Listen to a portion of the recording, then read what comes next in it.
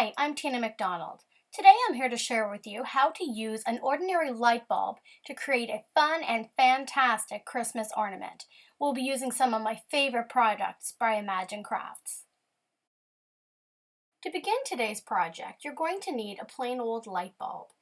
Begin by covering the glass portion of your light bulb using a light layer of gesso. I've used one of the ink blushers to do this. Now I want to add a little bit of texture to our project. So I took the Irresistible Texture Spray in Wedding Dress and gave it a nice light coat. To add some color, we're going to be using the StazOn in the midi size. So grab an ink blusher and the cactus green color, and we're going to cover the entire surface of the bulb using a patting motion. So use the ink blusher and a patting motion to cover the entire surface that we've also already gessoed and added the Irresistible Texture Spray to. Allow that to dry for a minute, and then we're going to add a layer of the glaze on to seal in that beautiful green color.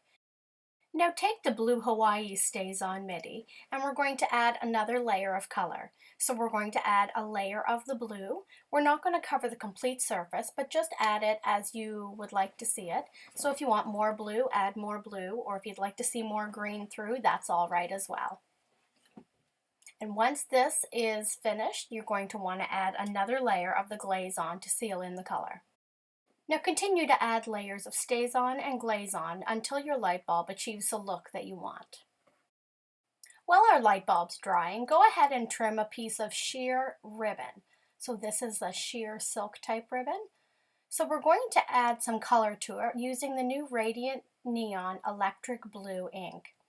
So I'm using the Ring Inker here, but if you'd like to just go ahead and use the ink, that is fine as well. So add a little bit of this to your craft mat, and then we're going to spritz it with the Ink Potion number 9. That's going to water it up some to make it a little bit easier to work with. Once we've got that together, you don't need to mix it or anything. Just take your ribbon and swish it all through and work it through with your fingers so that the entire piece of ribbon is colored that beautiful electric blue. Add a little bit more of the Ink Potion number 9 if needed, just to make it so that your ribbon is well saturated. Now I've dried mine with a heat gun. You have to be careful not to burn your ribbon, but it gives it a nice soft texture to your ribbon if you do heat it quickly. Now take out that texture spray and spray your ornament one more time. We're going to make it look like snow this time, so we want small, tiny droplets. Now take a small snowflake stamp, and I'm going to stamp directly onto the light bulb using the StazOn Midnight Blue.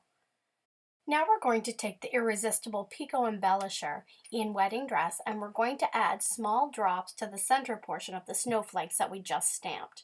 This is just to add a little bit of depth and texture. And if you make a mistake, no worries, this wipes off very simply before it dries.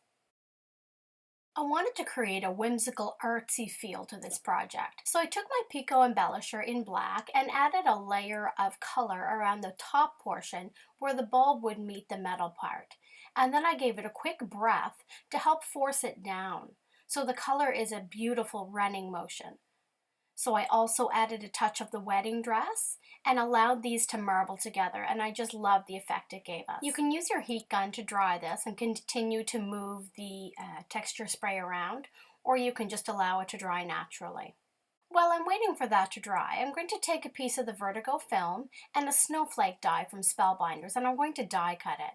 I use a metal shim, which gives a little bit of extra pressure, and then I've just inserted it in and out of my die cutting machine several times, and it gives us a beautiful crisp cut. This snowflake would have worked just as it is, but I wanted to add a little bit of extra shimmer. So I gave it a quick spritz of the Irresistible Texture Spray in Wedding Dress, make sure it's thoroughly covered, and then while it's still wet, I've transferred it to a piece of cardstock, and I'm going to give it a quick sprinkle of glitter. And as with the other pieces, this is going to take a few minutes to dry so that we're able to use it on our project. Isn't that pretty? Love it. When I add all of these elements together, I get a really fun, unique Christmas ornament that would be excellent for gift giving or hanging on your own tree. I just love how all of these different elements come together to make such a unique and fun project. Thanks so much for tuning in today. For more project ideas, be sure to follow Imagine Crafts on Facebook, Pinterest, and at imaginecrafts.com.